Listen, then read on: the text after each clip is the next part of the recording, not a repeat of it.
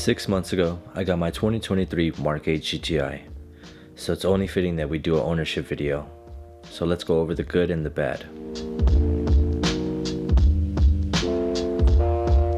First, what led me to getting the Mark 8? When searching for a new car, I looked at options ranging from a Civic Type R, Veloster N, Focus RS, and even the STI. Having owned a Mark 7 previously, jumping to the next generation just seemed like the perfect move. The MQB platform has so much aftermarket support, and the Facebook groups always tend to be really helpful. While I did overpay for my Mark 8, I still think I did a good choice.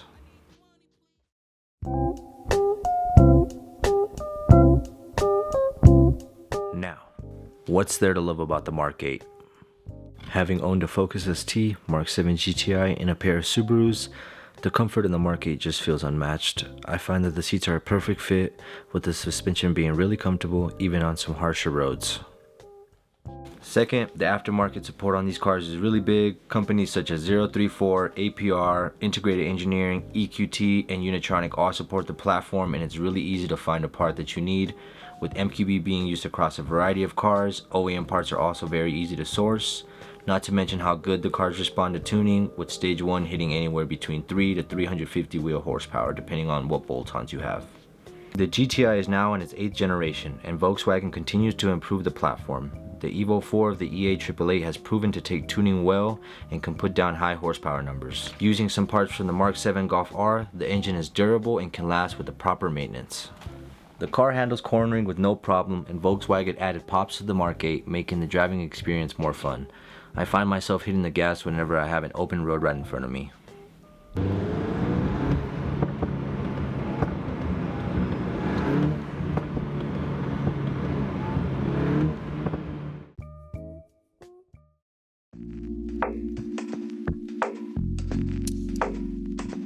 Now with the good comes the bad.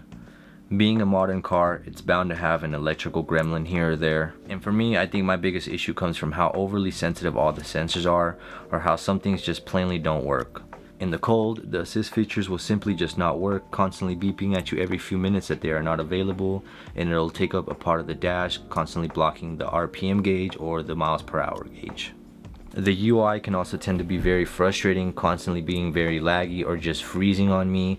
I have to reboot the system multiple times throughout the week just because it just stops working.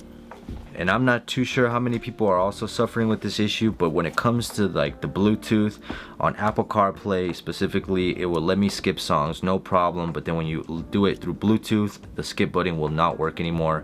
I'm not sure if that has something to do with like the steering wheel buttons or on the actual UI itself. It's just not registering me as skipping a song, but it works on Apple CarPlay, which is kind of confusing. That's just another little electrical problem that this car has.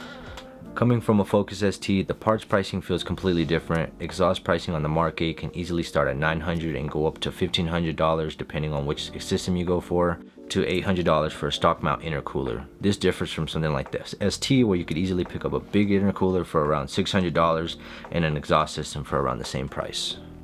However, I do feel like the GTI does have a higher ceiling compared to some of the other turbo 4-cylinder cars on the market. I feel like the GTI benefits greatly from having a bigger turbo, but the parts pricing does add up quickly if you're looking to do a full build on this car. In the coming months, I do plan on adding plenty of parts, and I'm more excited to see what comes of this build, and I do plan on documenting everything. So I really appreciate you guys watching this video, and I'll see you guys on the next one.